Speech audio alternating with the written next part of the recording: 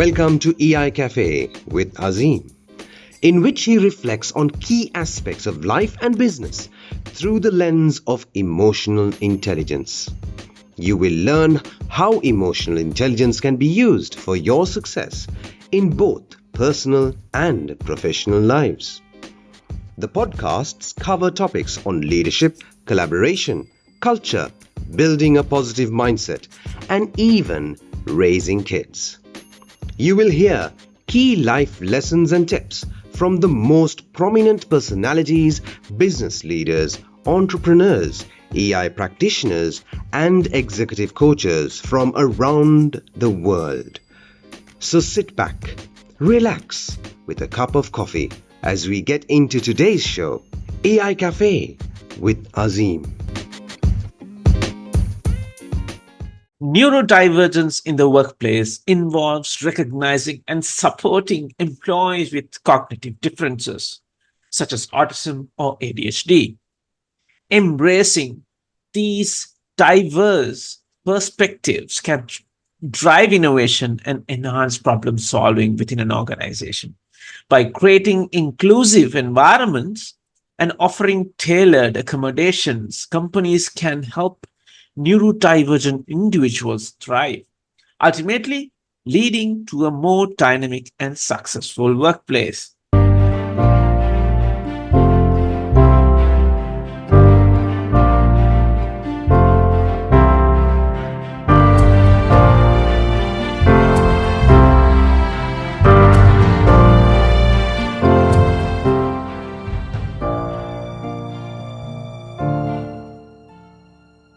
Greetings to you from Colombo, Sri Lanka. This is EI Cafe with Azim, Season 11. I'm your host, Azim Sahir, a human capital special Lego series play facilitator, ICF certified PCS level coach, an emotional intelligence and emotional culture tech practitioner.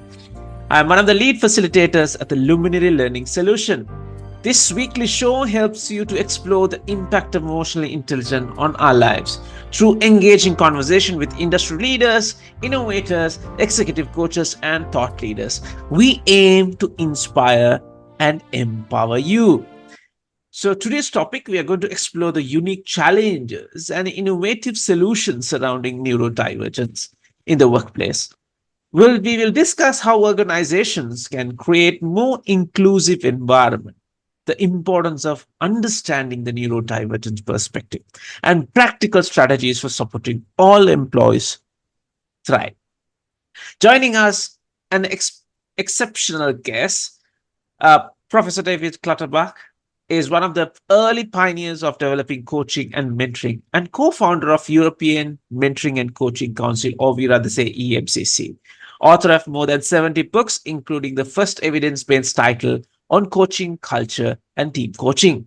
He's a visiting professor at 4 business schools. He leads a global network of specialist mentoring and coaching training consultant, Coaching and Mentoring International. Let me welcome Professor David Clutterbuck, practice lead, Clutterbuck Coaching and Mentoring International. Thank you. Lovely to be here. So, David, thank you very much for accepting my invitation and checking into the cafe.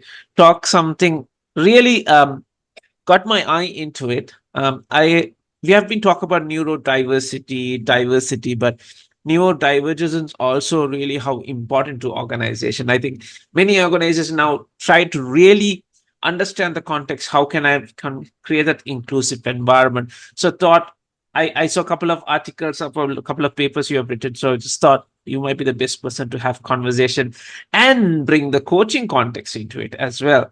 So on that note, David, I'd like to start off, as I mentioned prior to the recording, my audience or the viewers of this part of the world, yes, they talk about diversity, but neurodivergence is so in gray area. I just want to touch, starting with that. What's your definition of neurodivergence and what exactly it means? Well, I think the starting point is everybody is diverse. We're all different in so many ways, but we're also more similar than we are different. Yeah, we have to start from that principle. And when we talk about neurodivergence, the language keeps changing. What's appropriate language? It keeps evolving. But we're talking about the ability of people to function at their best within the social environment in which they find themselves. Right. And so when an environment is created that is suitable for one group of people, it may be the majority of people, Yeah. but is exclusive of other people. Now that's when all the problems arise. And a simple example, many people who are on the autistic spectrum have a very have a low tolerance of noise. That they can't deal with very loud noises. Or sudden noises. It sends them into panic because their brains don't filter out as much as we do. So they see things a lot more. They experience things in much greater intensity. That's why many of them don't like to be touched on the head, for example, because they're sensitive to that. So if you're in an environment with an enormous amount of noise going on, you have to. It's quite difficult for somebody who on the autistic spectrum. However, fit that person, say, in a call center with really good earphones, and they can function like anybody else. So it's understanding the nature of the environment in which somebody is working and saying what is it that will allow that person to function at their best. Right. So the term comes in terms of diversity, and we are bringing, as you said, another term into it, neurodivergence perspective, how the whole neuroscience bringing it to the context of diversity. And I did understand, and you give a good example of a call center per se, giving a good headset. Now, coming into organizational context, how can organizations make the workplace more supportive and welcoming for this neurodivergent employees? What's your take? Well, the starting point is that every neurodivergent person is different.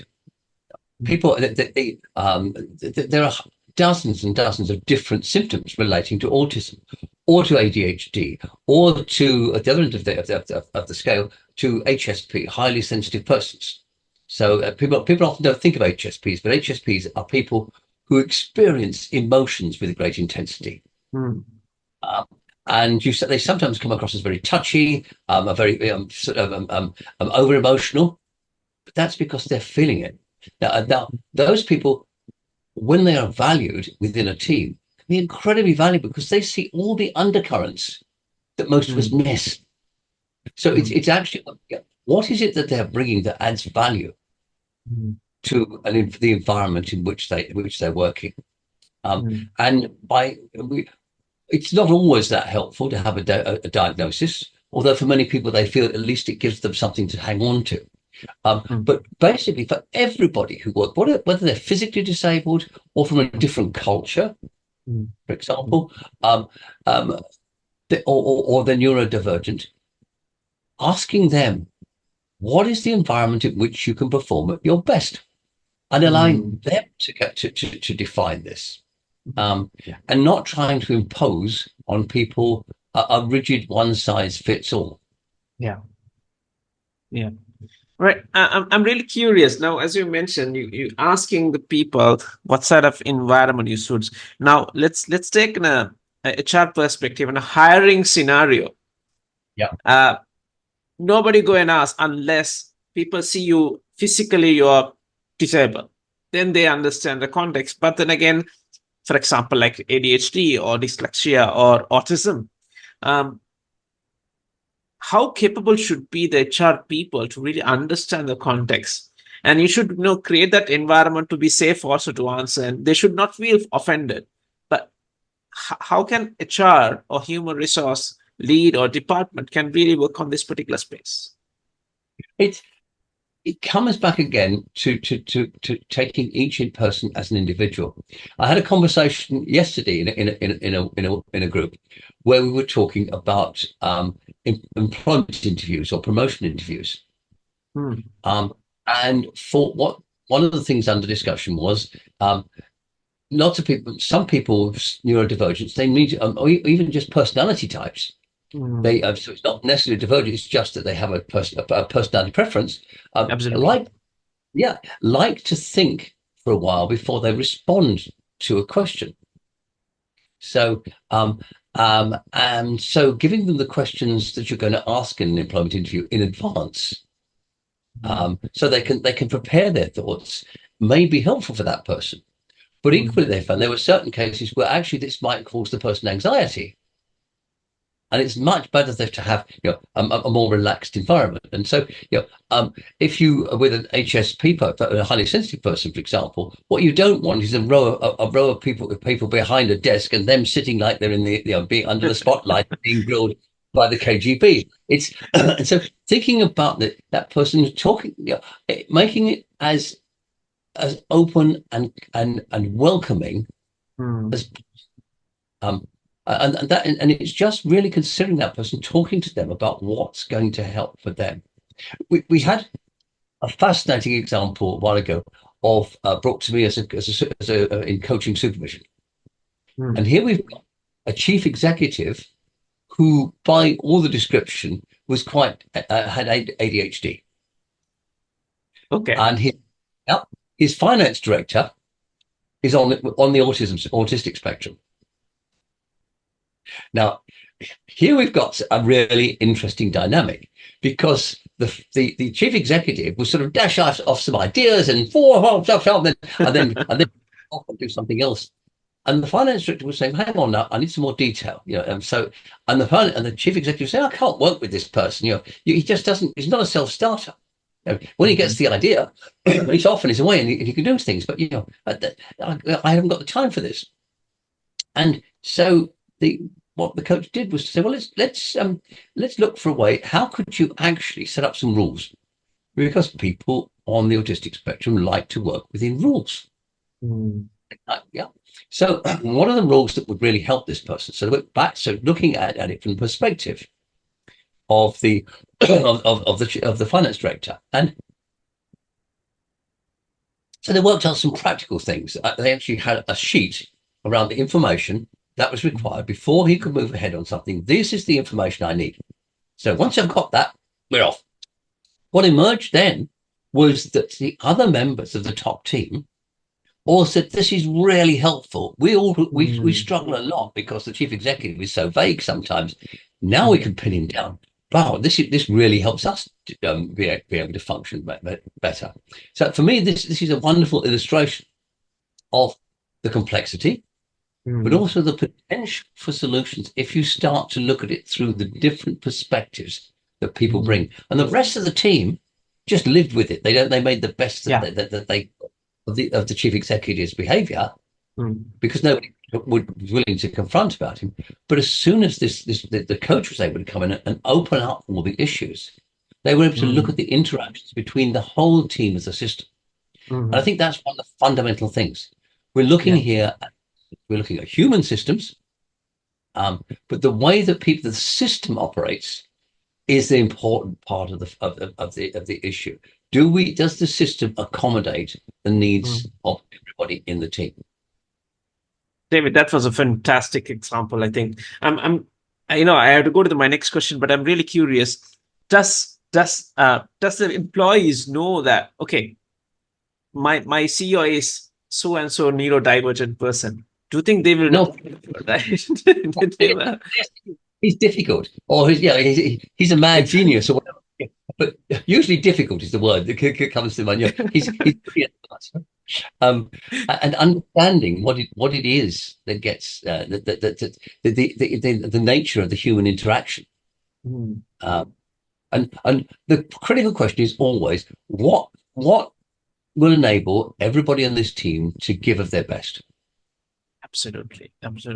And I'm really curious. Now, you said CEO's perspective, right? And how we think the other side. If I flip the coin, like, for example, what challenges neurodivergent people face in an environment, in a corporate environment? And the second question, I just want to loop. Yes, there can be challenges, but how can leaders help them to overcome those things? Because earlier was a CEO was with the neurodivergent person, but I just want to flip it another one and say, how do you think? Well, there was a recent study released by the CIPD, the Chartered Institute of Personal Development in the UK, about neurodivergence in the workplace.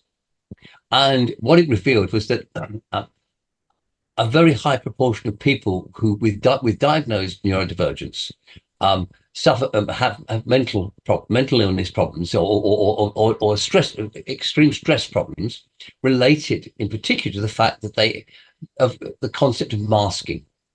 So you try and behave as if as if you're fitting in and everything's all right, and you say what you're supposed to say, but you're not allowed to be yourself.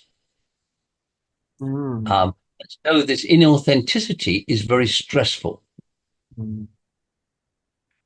So an area that we were working on a lot is actually helping organizations think about how do you create sufficient psychological safety in the team for people to be able to be their true selves. And we have a proprietary psychological safety questionnaire which people can use in their teams. Which one of the questions is, how many times in the past month have you felt that something needed to be said, but you couldn't say it? And these kind of issues that really get to it. The leader of the team frequently, and maybe one or two other people who feel that they're very close to them in sort of personality or other factors, but the inner team, if you like, generally have a much higher perception of the level of psychological safety than some of the people who are on the periphery. And when we actually open this up and you see the divergence between the level of psychological safety that people feel, generally the leader is shocked. And we say, okay, now we need to have a conversation about this. What do we have to do together? How do we take collective responsibility for raising the level of psychological safety? Absolutely. I think psychology is a huge area, right? And I think it's not even neurodivergent per se, but I think everybody involves in it. But David, here's my question. I just want to really slightly slip in emotional intelligence piece in terms of this particular whole neurodivergent employees and the leadership per se. How important this piece of emotional intelligence in this particular context? Well, it varies dramatically. There's no nice, neat box answer we can have.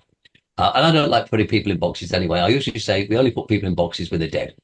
And so you've got somebody who is an HSP, a highly sensitive person, and on a lot of the characteristics that we might measure, emotional intelligence, their ability to see the emotions in other people, they're off the scale.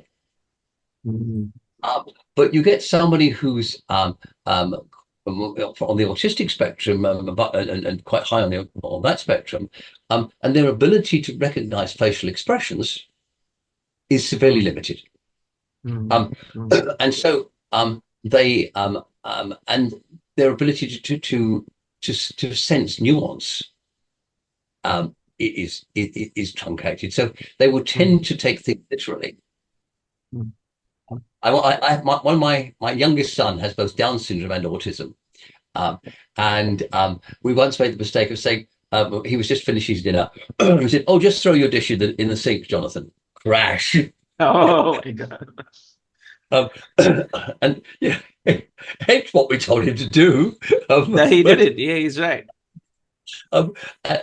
And so we when we're communicating with somebody, we need to understand their world of communications. We can't make assumptions about it. And it's just a more obvious example of manifestation of what happens between two cultures. The misunderstandings that happen in say a UK or an American culture are enormous, but we don't normally comment on them because somehow we muddle through. But and the language, the way that we interpret language. I remember being called in by a large American corporation to work out why their employee opinion survey, or employee engagement survey rather, why that there was such a dispute about the results between the UK and between Europe as a whole and the States. When we looked at it, it was full of statements like, do you feel challenged by your work? And the Americans were all saying, yes. And all the No, I'm coping perfectly all right, thank you. The word challenge gives two different aspect to it, right? Exactly, two completely different meanings. Um, um, and so it's not just what goes on inside your head. You interpret things in multiple different ways: language, culture, your personality, the way that the level of the way that your emotional intelligence is distributed, the things that you notice, for example. These are all aspects. It's a much more complex picture than people normally realize. Brilliant. Thank you very much for sharing that. And it does make sense. I think that's where the whole piece of social awareness comes. For example, Sri Lankan context, the way we talk is so different. And when we get into a different culture, when we come from a different country, understanding the culture, especially now organizations are global, right, David? So we do have a branch office in Sri Lanka, we might have in US, but then again, understanding culture is so vital. David, on that note, you talked about coaching. I'm just going there and that particular coaching, that's your core area as well. Now, how can coaches really understand the neurodivergent employees' ability and identify and help them to leverage? Coaching is about helping people to unleash their potential, identify those. But now when we as coaches, when you go, we don't really, oh, he's a neurodivergent client, right? We just go and meet as a client. But how can this be a platform for coaches to really understand the neurodivergence per se and help that individual to identify and leverage their unique strength at workplace? What's your thought? Well, we're just starting this year some supervision groups for coaches who are working with neurodivergent clients. Right. So to help them really think through how do they do it, to share experiences. Because there's no nice, neat rule. We learn through lots of case studies and examples. Yeah. We also have a supervision group for coaches who are themselves neurodivergent. And in talking to lots of them, we've got a book in train as well. The experience of the world through the eyes of neurodivergent coaches. Okay. Things that might not be the right way to do things, or the effective way to do things for a neurotypical, those that we don't like that word because there's no such thing. People often use also the holistic. Is another word used for neurotypical, but things that might work for an holistic coach won't necessarily work the same way for a neurodivergent coach, and vice versa. So thinking about how do you add this ability to focus down that so many coaches on the Asperger's with Asperger's syndrome are able to apply. It's really valuable.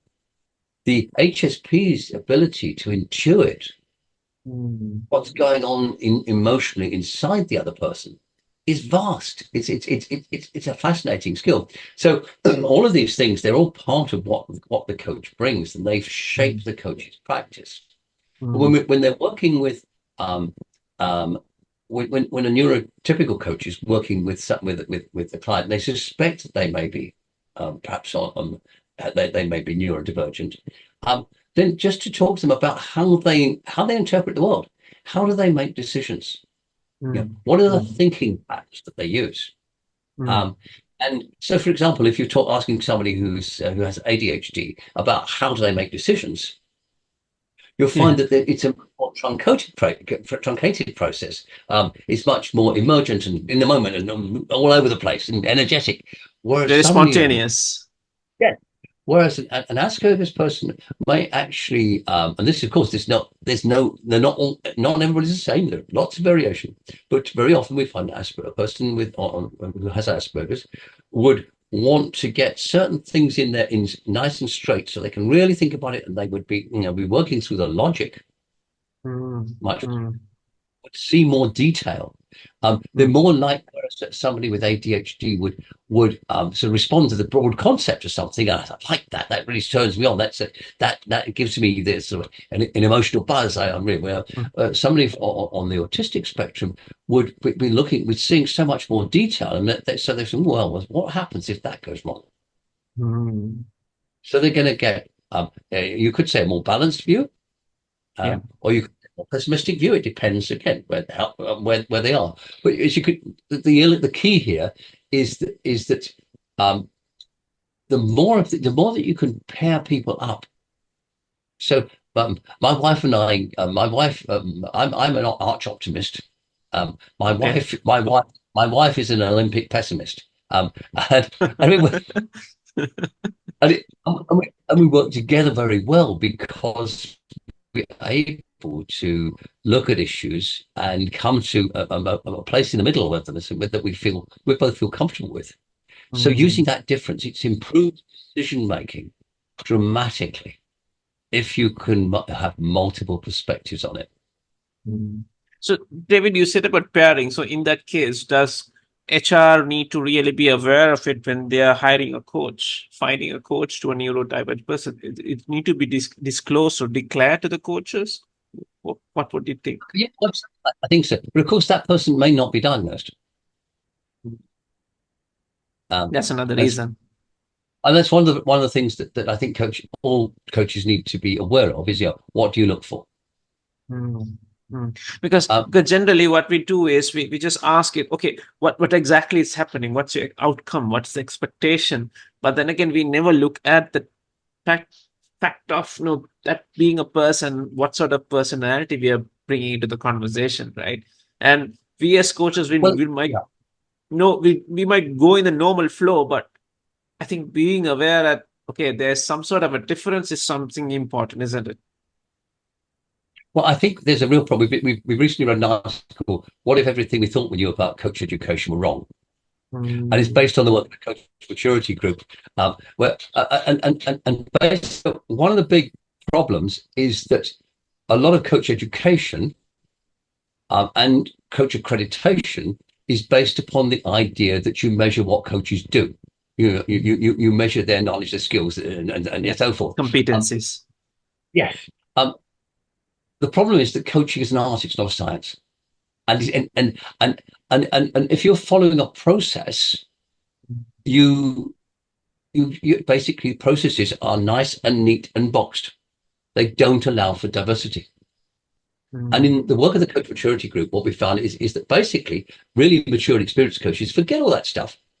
They actually focus on being a coach, on the quality of the relationship that they have with the other person, and they don't they don't do the grow model. It doesn't work anyway when you've got complex issues. But they focus on the conversation. And so their curiosity about the other person is a driver of the quality of the coaching. Brilliant. So, David, I think as we come to the end of our conversation, I'm really curious to get something out of it. What are the one or two key messages you want to give the coaches and the leaders in terms of this particular topic, to get these people, unleashing their potential, enabling them to contribute to the organization? One aspect of leadership: how can leaders create that environment of psychological safety? Number two, as coaches, what are the role they need to play to really help this particular context of neurodivergence individuals? So I think you've summed up the first thing. We need to listen to people. We need to recognize these people are a valuable resource. There are good reasons why evolution has selected for all these divergent traits. One recent study indicated that when our ancestors were foragers in the forest, you could either stay with the food source you've got, picking berries from the bush you've got, or you can move on and find another. And the ADHD person will move on and find another one. It's a survival mechanism. And so we see these traits, and we have to recognize that in a fast evolving, complex organization, having multiple talents and multiple perspectives is really valuable. It's how do we create the environment where they can all thrive? In terms of the coach, I think as a coach, we have to recognize that our assumptions about the person in front of them are almost always going to be wrong. That's a nice one to end up. And so we have to constantly question our assumptions about them. Absolutely. So, ladies and gentlemen, that's the time what we have for today. And that's a wrap up discussion on neurodivergence in the workplace, challenges and solutions, and how coaching can be a part, and how coaches need to really understand the context of neurodivergence. My heartfelt gratitude to our guest today, Professor David Clutterbuck, practice lead at Clutterbuck and Coaching and Mentoring International. Of course, you can get connected to. I humbly recommend to follow David on LinkedIn, and he has some experience and sharing some amazing golden nuggets free of charge on LinkedIn. So it's good some papers as well. So final thought is, my learning today is embracing neurodivergence unlocks the full potential for every individual in the workplace. By supporting cognitive diversity, companies can foster innovation and success. Let's adapt our approach to create an environment where all minds can thrive. So on that note, so David, thank you very much for your time spending in the cafe and sharing your insight and experience on an important topic. On that note, thank you very much and have a great day. Thank you, and it was a pleasure. Thank you for tuning in to this episode of EI Cafe with Azim. You can check out similar topics in episode 101, where your culture is critical for success, with Colin Ellis. Episode number 82, self-coaching for leaders, with Andrew Talent. Episode number 79, the impact of emotional intelligence and coaching on leaders' effectiveness, with Ellen B. Van Houston. Episode number 57, creating a culture of coaching and development using emotional intelligence, with Dr. Richard Boatsis. Episode number 47, compassion in business and role of a leader, with Farhad Karamali. I hope this conversation helps you in your professional as well as your personal life. Don't forget to subscribe and leave a review. Until next time, stay inspired and keep striving for excellence. This is EI Cafe with Azim, and checking out from the cafe, my name is M. Azim Sahib.